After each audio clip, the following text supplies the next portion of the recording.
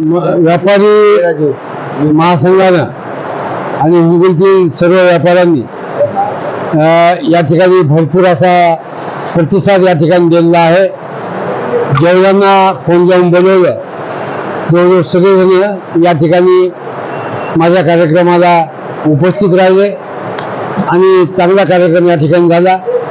इतकंच नाही तर त्याच्या चेहऱ्यावरून मला हे ज्यांनी भाषण केलं ते सोडा, पण बाकी खाली बसले होते त्यांच्या चेहऱ्यावरून सुद्धा मला असं वाटलं की सर्व व्यापारी असोसिएशनचा मला आशीर्वाद आहे. लोकांमध्ये आहेत लोक या ठिकाणी हिंगोलीचे लोक सुद्धा दाखवून देतील जो सत्य आहे त्याच्या पाठीमागे आम्ही उभं राहणार. अन्यायाच्या विरुद्ध आम्ही निश्चितपणे लढणार हे सुद्धा या ठिकाणी हिंगोलीतील सर्व मतदार बंधू या ठिकाणी दाखवून देणार. आता माहीत झाले म्हणून समोरच्याच्या पायाखालची जमीन वायू फुसके म्हणता हरकत नाही. आता तुम्ही आजचं स्वप्न नाही. ज्यावेळेस मी आमदारकीच्या शेवटच्या काळात माझ्या सगळ्या फायली तयार आहेत. त्या सगळ्या फायली तयार असल्यामुळं फक्त मला त्या फायली ओपन करायच्या. बरं झालं आणि 10 वर्षामध्ये त्या फायली ओपन केल्या नाही, नाहीतर काम मी केलं असतं, नाव त्यांचं झालं असतं. पुन्हा आता मला त्या फायली काढून या ठिकाणी MIDC कशी वाढेल, व्यापाऱ्यांना दुकानं कसे या ठिकाणी मिळतील आणि या हिंगोलीचा व्यापार कसा वाढेल, हा लहानसा जिल्हा पुन्हा कसा मोठा होईल या क्रमाने लक्ष द्या.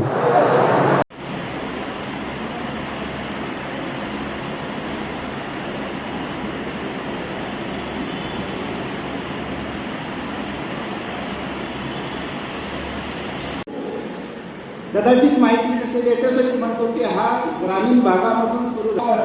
यांचं जे वक्तव्य होतं की ग्रामीण भागातून सुरू गोरेगावकर यांनी आपल्या राजकीय जीवनात आजेगाव मतदारसंघामधून आजेगाव विजयाची वाटचाल सुरू झालेली आहे आणि या निवडणुकीमध्ये पुन्हा खूप 3 वेळ जसा आजेगावमधील जनतेनं अपक्ष म्हणूनही भाऊराव पाटील गोरेगावकर यांना स्वीकारलं. कारण त्यांची काम करण्याची पद्धत, त्यांची सगळ्याची सलोख्यानं वागण्याची पद्धत आणि सही आदमी को काट के उन्होंने दूसरी तरफ ले गया. तो मुझसे पूछा गया भाऊ पटेल ने मुझे वोट के पीछे के व्यवस्था में क्या करेंगे. तो हमने वो दिन याद दिला दिए कि भाव जिस दिन अपन उस दिन अकेले थे, आपने मिलके रहे थे, आज भी हम तन मन धन से रहेंगे. इसलिए हमने थोड़ा पूछा कि मैं आपस में लड़ू क्या.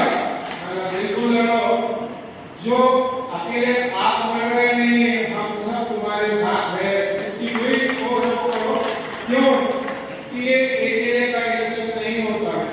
मैं व्यापारी भाइयों से भी विनती करूंगा कि आप लक्ष्मी पुत्र है, लेकिन इनको चुनके देना अपने लिए जरूरी है क्योंकि अपन हर टाइम व्यापार में रहते हैं और ऐसे अच्छे आदमी को चुनके देना अपना कर्तव्य है. मैं ज्यादा नहीं बोलते हुए मेरे 2 शब्द खत्म करूंगा. टेबल निशानी पे बटन दबा के अगर किसी का कुछ अनबन होगा तो वो अनबन को बाजू रखते हुए मैं तमाम व्यापारियों से, वकीलों से, और डॉक्टरों से और यहाँ मन में बैठने वाले लोगों से कि मैं कहूँगा कि एक में एक आया तो 1,71,000 दूंगा, लेकिन आप लोगों को उतना भी नहीं लगने वाला है. 40 से 42,000 भी नहीं लगने वाला है. लेकिन याद रखो कि आप लोग सबको मिलकर करना है. मैं आपको इस चीज की गवाही देता हूँ कि मैं आज 27-28 साल से हम दोनों साथ में हैं. हमारा उनका कार्यकाल कैसा है ये अच्छे तरीके से आपको भी मालूम है, मुझे भी मालूम है. ज्यादा नहीं बोलते मेरे 2 शब्द खत्म करता हूँ. जय हिंद, जय भारत. यांना विनंती करतो की त्यांनी आपलं मनोगत या ठिकाणी व्यक्त करा. निवडणुकीच्या निमित्ताने जमलेलो मंचावर आघाडीचे मागणीची भूमिकापासूनच आमच्या या कुटुंबाशी पारिवारिक संबंध राहील, सहकार्य सपोर्ट राहील. जसं मला अशोकराव चव्हाण साहेबांनी सांगितलं होतं की तुला काही अडचण असेल तर सांग. तसं भाऊनी मला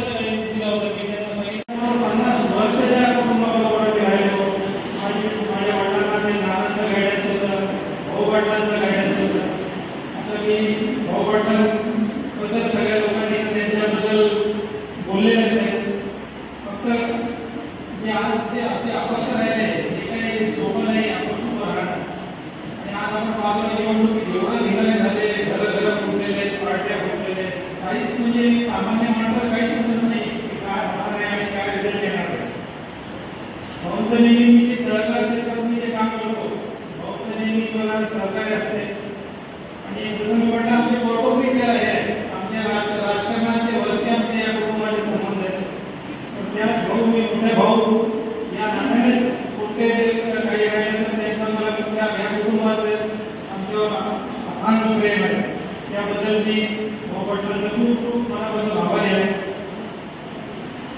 आता जे म्हटले की ते खरे व्यापारी लोक आहेत, 15 वर्ष आमदार राहिले, पण कोणी असं व्यापाऱ्यांमध्ये चर्चा नसते की त्यांना काही त्रास आहे. त्रासचा विषय नाही, त्याच्यामुळे डेव्हलपमेंटचं आणि साधा ऐकलं होते. आजकाल राजकारणाचे मूल्य खूप बदललेले आहे. पहिल्याचं राजकारण वेगळं होतं आणि आम्ही तर लहानाचं राजकारण पाहिलेलं आहे. ते माणसांना सांगायचे नाही घेऊन टाका पाहिजे. आता साध्याच्या पैशाला पैसे मागतात ते काळ पण आम्ही पाहिलेलं आहे. पण हे की देवाची कृपा म्हणतो की अशा लोकांचं नेतृत्व आम्हाला मिळालं की आमची पण बुद्धी कधी बँकिंग सेक्टरमध्ये आम्हाला प्रलोभन आमच्यासमोर येते आणि आम्ही आमची बुद्धी जागेवर काम करतो. कारण की चांगल्या लोकांची साथ असल्यावर माणूस चांगला राहतो. त्यांच्या कॅरेक्टरबद्दल जे आहे आजकाल राजकीय लोकांमध्ये कॅरेक्टर खूप डाऊन होत चाललं आहे. त्याबद्दल सगळ्यांनी सांगितलं आहे. त्याच्यात हा एक सद्गुण आहे ते मी पाहिलं आहे. दुसरं जे भाऊ जे पहिले इलेक्शन होतं ते पहिले इलेक्शन आमच्या घरामधून ते इलेक्शनची निवडणूक निघाली होती. सगळं मला आठवण एक भाऊ आहे माझ्या मनात आणि मी आपल्या व्यापारीकडून लहान भाऊ म्हणून तुम्हाला या इलेक्शनमध्ये शुभेच्छा देतो. यावेळेला बरेच तुमच्यासारखे जे लोक स्वाभिमानी लोक आहेत त्यांना काही ना काही कारणामुळे पार्टीमध्ये गैरसमज झाल्यामुळे तिकीट नाही मिळाले. अशी यावेळेला खूपच ठिकाण आपण एक मी माझ्या परिवारातर्फे तुम्हाला शुभेच्छा देतो येणाऱ्या निवडणुकीमध्ये. धन्यवाद. मी जेव्हा आमदार होतो माझा कार्यकाळ कोणत्याही गावामध्ये असतो त्या ठिकाणी मी आपल्यासोबत त्या ठिकाणी प्रत्येक गोष्ट इतकंच नाही. त्यानंतर आपण काय काय अडचणी आले 10 वर्ष आमदार नसतो तरी पण जागेवर सतत जे काही आंदोलन आमचे झाले त्यामध्ये सुद्धा किंवा उपस्थिती त्या ठिकाणी दुकान बंद करण्याचं काम केलं. आपल्या सर्व याच्यामध्ये मी सहभागी होतो. आमदार असताना आपल्याला एक गोष्ट आठवत असेल की व्यापाऱ्यांना सत्तामुळे या ठिकाणी सत्यामुळे आणि व्यापाऱ्यांनी पूर्ण व्यापार पेट बंद केली. या ठिकाणी अटक केलं होतं. त्यांची बदली फोनवर त्या ठिकाणी केली. मुख्यमंत्र्याला फोन लावून फोनवर बदली केली होती. हे सुद्धा आपल्याला या ठिकाणी सांगायचं माहीत असेल. या ठिकाणी 15 वर्षामध्ये आपल्यासोबत कोणत्याही प्रकारचा किंवा इतकंच नाही 15 वर्ष नाही आमच्या बुरात पहिल्यांदा जेव्हा सांगितलं त्यावेळेस सुद्धा सभापती होता नाही.